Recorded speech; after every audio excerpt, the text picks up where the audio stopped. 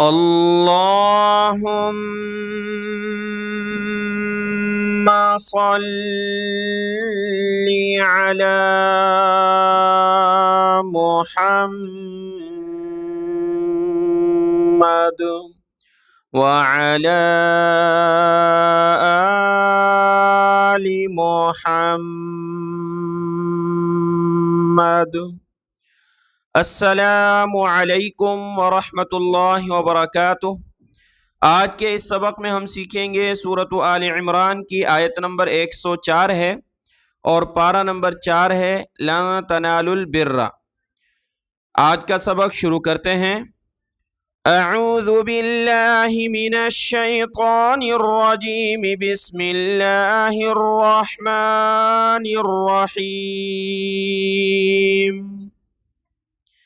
پچھلے سبق میں ہم نے دو باتیں پڑھ لی تھیں۔ مسلمانوں کے اتحاد کے لیے، کامیابی کے لیے اللہ نے فرمایا اتقوا اللہ حق تقاتہ، اللہ سے ڈرتے رہو جیسا کہ اس سے ڈرنے کا حق ہے، یعنی اپنے اندر پرہیزگاری پیدا کریں۔ تمام مسلمان ایمان پر آ جائیں، تقوی پر آ جائیں، پرہیزگاری پر آ جائیں۔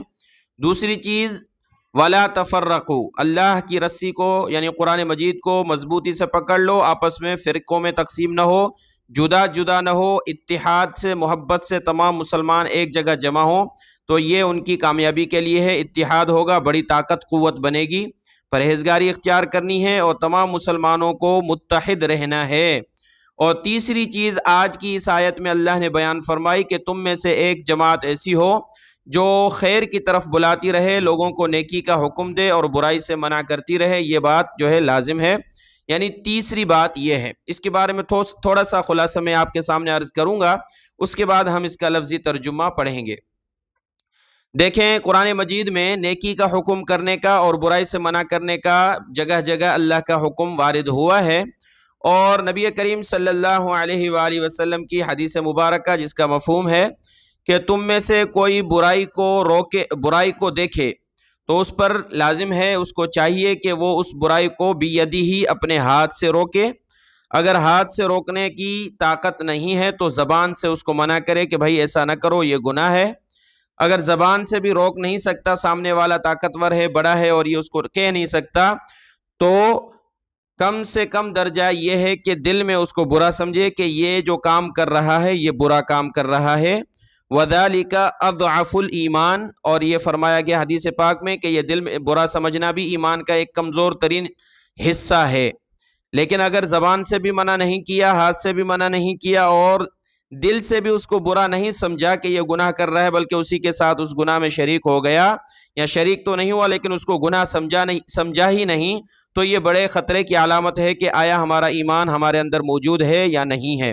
تو ہم نے گناہ کو روکنا ہے، ہاتھ سے نہیں تو زبان سے نہیں تو کم سے کم اس کو برا سمجھنا ہے کہ یہ اللہ کو ناراض کرنے والا عمل ہے۔ اور اسی طریقے سے فرمایا گیا کہ کشتی ہے پانی میں، اوپر کی چھت ہے یعنی اوپر کی منزل اور نیچے کی منزل ہے، اور پانی جو رکھا ہوا ہے کشتی والوں کے لیے وہ اوپر ہے، تو نچلی منزل والے لوگ اوپر جاتے ہیں، پانی لے کر آتے ہیں، پیتے ہیں۔ اگر نچلی منزل والے یہ سوچیں کہ بھائی اوپر جاتے ہیں بار بار ہم پانی لینے کے لیے، پینے کے لیے، اوپر والے تنگ ہوں گے، کیوں نہ ہم کشتی جو ہے اس کے نیچے سے سمندر میں جو سوراخ کر لیں، وہاں سے پانی آتا رہے گا، ہم اپنی ضرورت پوری کریں۔ تو اگر اوپر والے ان نیچے والوں کو اس کام سے منع نہیں کریں گے اور ان کو اپنے حال پر چھوڑ دیں گے، وہ وہاں سے سوراخ کر لیں، تو آہستہ آہستہ پانی پوری کشتی کو ڈبو دے گا، سارے اس سے ہلاک ہو جائیں گے۔ یہی جو ہے مثال ہے اس بات کی کہ کوئی برائی میں ملوث ہے اور دوسرا مسلمان اس کو نہیں روکتا، تو اس برائی کا وبال دونوں پر ہی پڑتا ہے۔ اس کو نہ روکنے کی وجہ سے بنی اسرائیل میں بھی ایسا ہوا کہ لوگ برائی میں ملوث ہوتے تھے، دوسرے نہیں روکتے تھے، تو اللہ کی طرف سے جو پکڑ آتی تھی تو وہ سب پر آتی تھی۔ تو برائی سے منع کرنے کا حکم اللہ نے اس آیت میں بھی دیا ہے، اور جگہ جگہ قرآن مجید میں حکم وارد ہوا ہے کہ نیکی کا کہنا ہے اور برائی سے منع کرنا ہے۔ آخری بات اس خلاصے کی یہ ہے کہ حدیث پاک ہے جس کا مفہوم ہے کہ ہر شخص سے اپنی رعایا کے بارے میں قیامت میں سوال ہوگا، یعنی جو اس کے ماتحت ہیں، گھر کا جو بڑا ہے اس سے گھر والوں کے بارے میں، بیوی کے بارے میں، بچوں کے بارے میں پوچھ ہوگی کہ بھائی وہ برائی میں ملوث تھے، تم نے ان کو منع کیا یا نہیں کیا۔ استاد ہے اپنے شاگردوں کو منع کرے گا، اور جو فیکٹری میں بڑا ہے آفیسر، وہ اپنے ملازمین کو دیکھے گا وہ نماز پڑھ رہے ہیں، گناہ کر رہے ہیں یا نیکی کر رہے ہیں، ساری باتیں ان کی طرف جاتی ہیں جو بڑے سرپرست ہوتے ہیں۔ تو سرپرستوں سے اپنے ماتحتوں کے بارے میں ضرور قیامت میں سوال ہوگا۔ اس لیے جتنے بھی اپنے والدین ہیں اپنے بچوں کی نگرانی کریں، اپنے گھر میں جتنے ماتحت ہیں ان کو دیکھیں کہ کوئی برائی میں ملوث ہے تو اس کو منع کرنا ہے، اس کو سمجھانا ہے، نصیحت کرنی ہے، اور تمام مسلمانوں کو آپس میں اتحاد اور محبت سے رہنا ہے۔ آیت نمبر 104 کا لفظی ترجمہ ہم پڑھتے ہیں۔ وَلْتَكُن مِّنكُمْ أُمَّةٌ يَدْعُونَ إِلَى الْخَيْرِ، وَلْتَكُن اور چاہیے کہ ہو، مِنكُم تم میں سے، أُمَّةٌ ایک گروہ، ایک جماعت،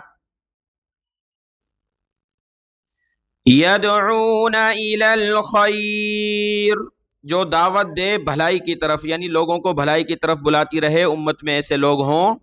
وَيَأْمُرُونَ بِالْمَعْرُوفِ وَيَنْهَوْنَ عَنِ الْمُنكَرِ اور وہ لوگ حکم دیتے ہوں نیکی کا اور روکتے ہوں منکر یعنی برائی سے۔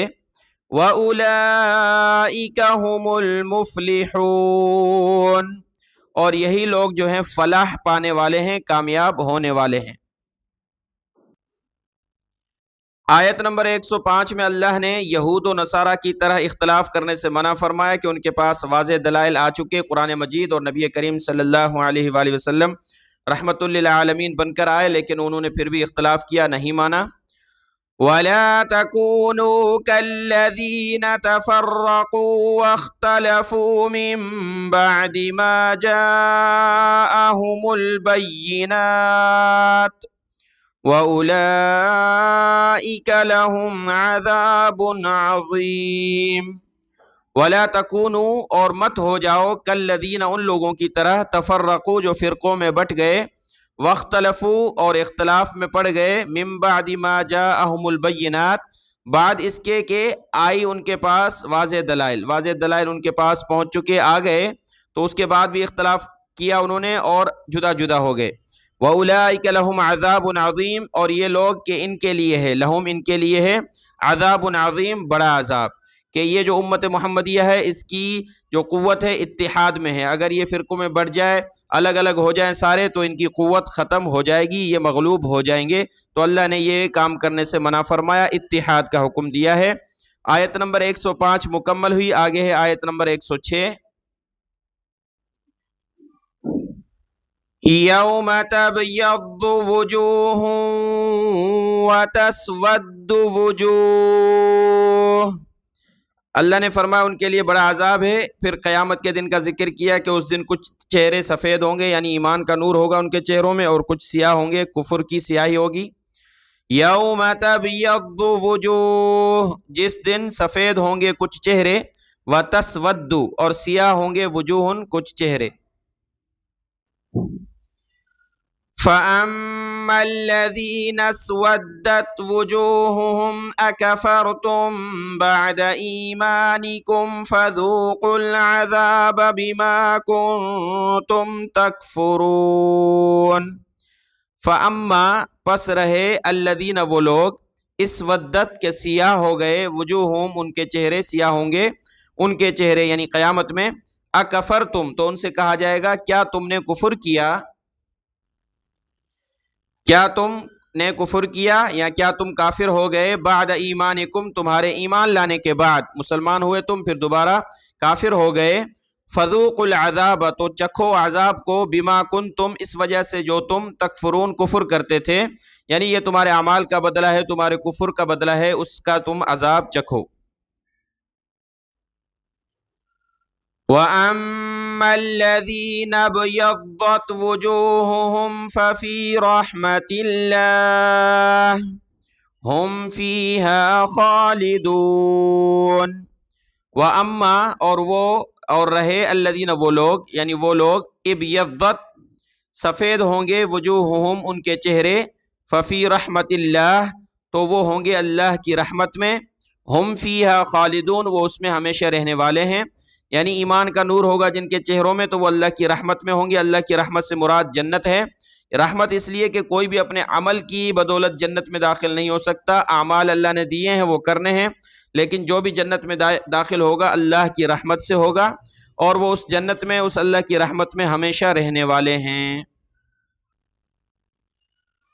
تِلْكَ آیات اللہ نتلوها علیک بالحق وَمَا اللَّهُ يُرِيدُ ظُلْمًا لِّلْعَالَمِينَ۔ تِلْکَ یہ آیات اللہ، اللہ کی آیات ہیں، نتلوہا ہم پڑھتے ہیں ان آیات کو، علیک آپ پر، بالحق کی حق کے ساتھ، یعنی ٹھیک ٹھیک آپ پر اے محمد صلی اللہ علیہ وسلم ان آیات کو ہم پڑھتے ہیں۔ وَمَا اللَّهُ اور نہیں ہے اللہ، وما اور نہیں ہے اللہ، یرید چاہتا، ظلم للعالمین ظلم کرنا جہان والوں پر، کہ اللہ جہان والوں میں سے کسی پر ظلم کرنا نہیں چاہتا، لیکن جو سزا ملتی ہے وہ اعمال کے اعتبار سے ملے گی۔